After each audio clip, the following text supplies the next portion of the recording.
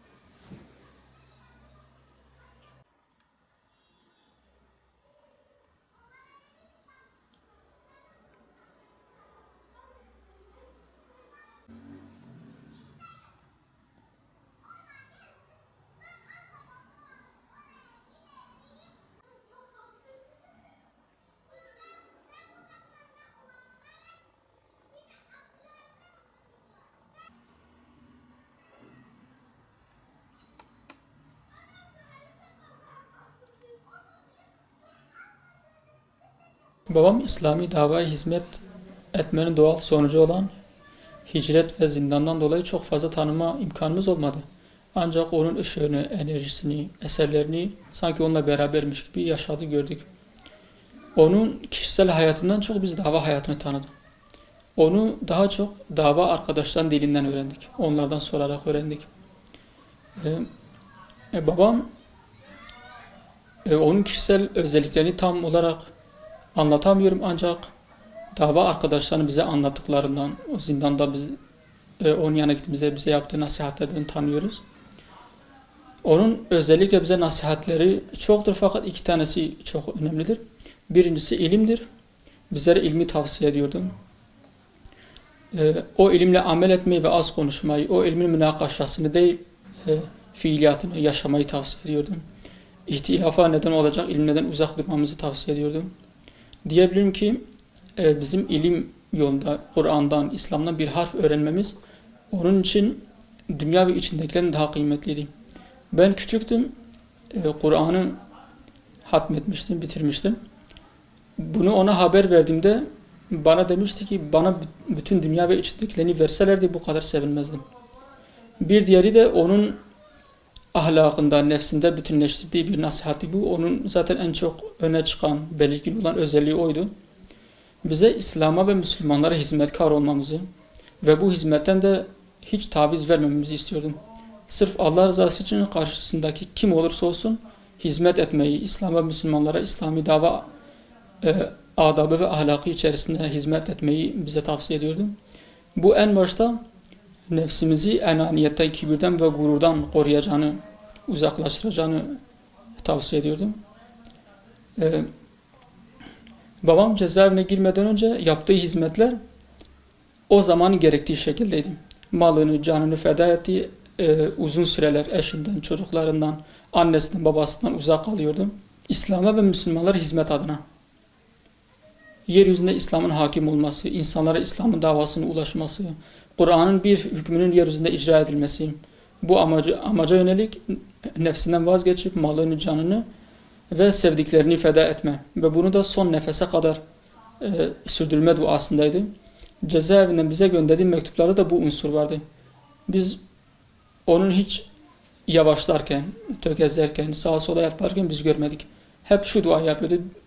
Diyor ki Rabbim bizi son nefesimize kadar İslam'a ve Müslümanlara hizmetkar kılsın.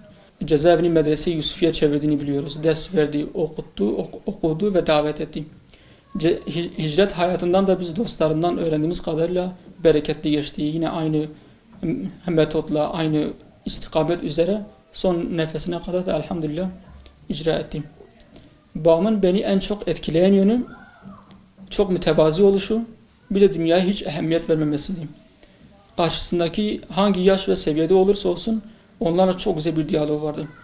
Onunla konuşanlar ondan çok kolay etkilenebiliyorlardı ve onu unutmuyorlardı. Dünyaya ehemmiyet vermeyişini de ben zaten örneklendirdim.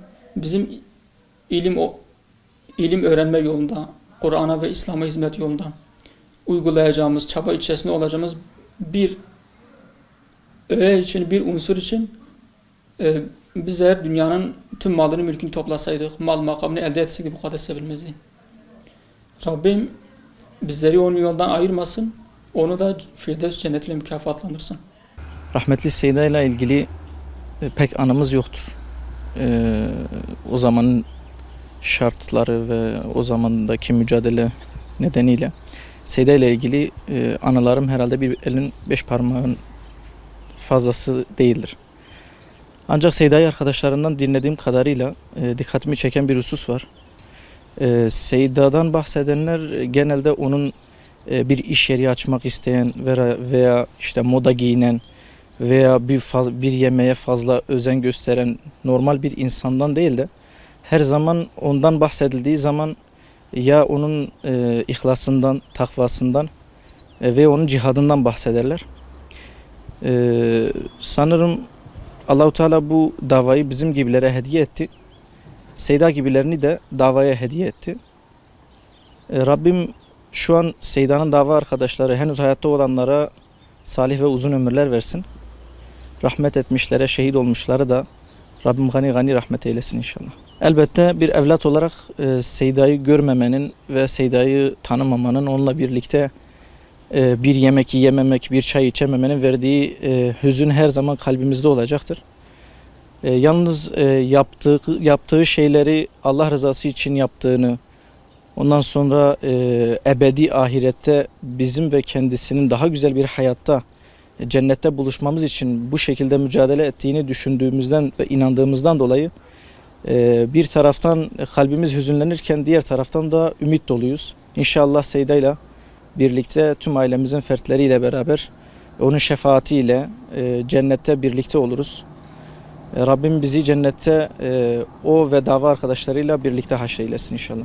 ام لسر تربا سيداي ملا محمد سعيد فارولن خدای تعالی ويقلك برحمة خوشاكي وهكذا تمام الشهيد إسلامي قالك رحمة خلوابك إن شاء الله. سيداي ملا سعيد وارث پیغمبر بو عليه الصلاة والسلام بحقي. سيداي ملا سعيد زلام دعوي بو. سيداي ملا سعيد حياتك كن درباس كر اما دوی حياتا هاني كدا قالك تشتي بقيمة بجي كرن. حياتا سيدا بتحصيلها علمي بعمل كرنا بعلمي وبجهادي بزينداني بمهاجرتي درباس بو. اواناك حمي اخلاقي مزنانا دا تاريخي دا. يعني سيدا دوی عمري كندا والبوني كي نهشت تمامي عمري خوا بعملي صالح درباس كر. درد سيدا إسلام بو، درد سيدا إصلاح إنسانيتي بو، درد سيدا براتيا مسلمانا بو، درد سيدا عزتا إسلامي بو، عزتا مسلمانا بو. سيدا دوی أوغري دا عمري خو مشات و دوی أوغري دا روحي خو تسليمي خدا كر. خدای تعالى وبرحمة خوشاكي. وكا سيدا مشاندنا فيريا هانيك نبرحتيا، جهي سيدا تجي كرنا ويناك أمتزانكو نرحتا. لم هيفيد كن وش خدا خدای تعالی ایوکی سیدا سری مکیم نکی و دوی ریاها نکی دوی خدمتها نکی دم حمیا سفر بر بکی ان شاء الله مجب اخلاقی خودی اخلاق بکی بحیاتا ویناکی خودی حیات بکی. السلام علیکم و رحمت الله و برکاته. Seyda Mala Seyid'in vefatı üzerine yaklaşık 2 sene geçti. Biz bunu elimizden gelinceye kadar böyle bazı meziyetlerini, vasıflarını anlatmaya çalışacağız. Kendisi genç yaşta İslam'a adamış. Hayatı tebliğle, İslami mücadeleyle geçmiş. Özellikle gençlerin ihyası için, hidayeti için elinden ne gelse yapmış bir şahsiyete sahiptir. Onu tanıdığımız kadar gerçekten yani Kur'an'ı bir ahlaka sahipti. Sünneti titizlikle uygulardı. Hiç kimsenin kalbini kırmazdı. Hatta ben 30 küsur yıldır onu tanıyordum yani. Ne ben onun hiç kimsenin kalbini kırdığını görmedim. Hatta duymadım bile. Büyük ve engin bir kültüre bilgiye sahipti. İslam'ın hemen siyer olsun, tefsir olsun, tarih olsun, siyasi, teşkilatı bütün konularda kendini mükemmel bir şekilde geliştirmişti.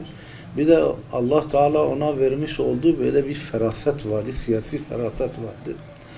Olayları böyle hızlı kavrardı ve çok hızlı ve isabetli kararlar verirdi. İslami uygulardı, uygulamaya dikkat ederdi. Yani bu teoriden çok pratiğe önem verirdi. Yani mesela örnek olarak bir örnek vermek istiyorum. Bizim bir arkadaşımız evleniyordu. O arkadaşımız o kadar fakirdi ki yani eşine bir yüzük bile alacak parası yoktu. O Seyda şey yaptı yani mesela eşine haber gönderdi. Kendi nişan yüzüğünü onda aldırdı, geline taktı, arkadaşımızı o şekilde evlendirdi. Başka şeyler de vardı, merhametti, gençlere karşı, arkadaşlarına karşı böyle engin, sonsuz bir merhameti vardı. Gerçekten de örnek bir insandı, örnek bir şahsiyetti. Gençlerin özellikle irşadı için elinde gelen şeyi yapıyordu. Mesela neredeyse evinde oturmuyordu. Sokak hatta ev dolaşıyordu, gençlerle uğraşıyordu. Onların işte ihyası için, hidayeti için elinde gelince yapıyordu yani bu şeydi yani. Bu mücadele alanı buydu yani başka bir şey değildi. Seyda'nın vefatı gerçekten İslami camia için büyük bir kayıptır. Yeri böyle kolay doldurulamaz. Yani o genç yaşta o kültür, o bilgi yani o şahsiyet bir örnek bir şahsiyetti. Gerçekten kaybı hepimizi üzüntüye boğdu. Allah'tan dileğimiz onu böyle Firdevs cennetlerine koyması, başka diyeceğimiz bir şey yok. Allah'ın takdiridir, ecel de Allah'ın elindedir yani. Sait abi aslında anlatılacak çok yönleri var. Anlatılması gereken çok yönleri var.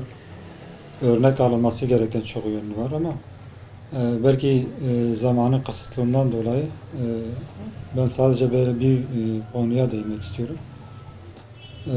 Sait abiyle 90'lardan beri bir tanışıklığımız var. O da davamıza bir lütuf olan bir kardeşimizdi. Tanıştık 90'lardan beri. Derdi, amacı, gayesi yani diyor ya işte hayat, namazım, hayatım, ibadetim, ölüm, alemlerin Rabbi olan Allah için. Gerçekten bunun da yani tüm derdi davasıydı. Yoksa zeki bir kardeşimiz yani isteseydi zaten alimdi.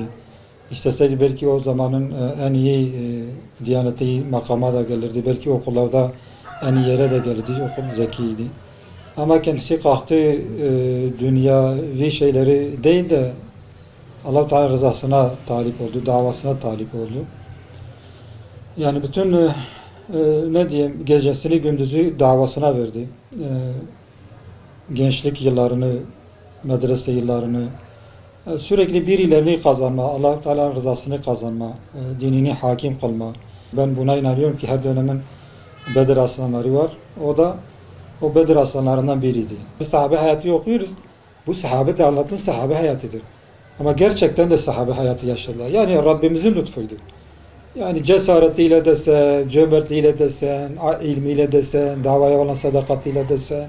Yani diyorum ya, anlatırsam bir sürü anlatılacak yön var. Yani o kadar davalarına sadıktılar ki gecesi gündüzü bütün endişeleri dava. O dönem farklı bir ve bütün bu zor şartlara rağmen kalktı, bunu omuzladı. İslam davasını omuzladı. O hastalığına rağmen, o sıkıntıya rağmen ki yakalanmadan önce bir sürü işkenceden geçti. İslami davadan dolayı yakalandı ve bir sürü işkencelerden geçti. Buna rağmen kalktı, gecesini gündüzünü yine cezaevinde ilimle, alim yetiştirmeyle geçti. Yani bir gün bir arkadaşının kalbini kırdığını görmedi. Bir gün bir arkadaş tartışını görmedi. O kadar arkadaşlarıyla iyi geçiniyordu ki cezaevi arkadaşı. Arkadaşlar dahi onun odasında kalmak için gerçekten can atadı. Ben işte Sait hocamın odasına gideyim ki hizmet odağıma, hizmet edeyim. Çünkü gece gündüz kendisi ders vermekle meşguldü. Yani hicrette de, işkencede de, cezaevinde de ve cezaevi sonrasında da yine bir hicret dönemi tekrar yaşadı. Hepsinde sıkıntılar ve hepsinde elhamdülillah davasını ön planda tutarak gitti. Yani Bedivi zaman bölgemizin Şeyh Said ve belki Şeyh Said'den sonra alim ve mücahit bir abimizi göreceksek, örnek alacaksa örnek alacak şahsiyetlerden biriydi. Tek derdi davasıydı yani. Başka da bir derdi yoktu.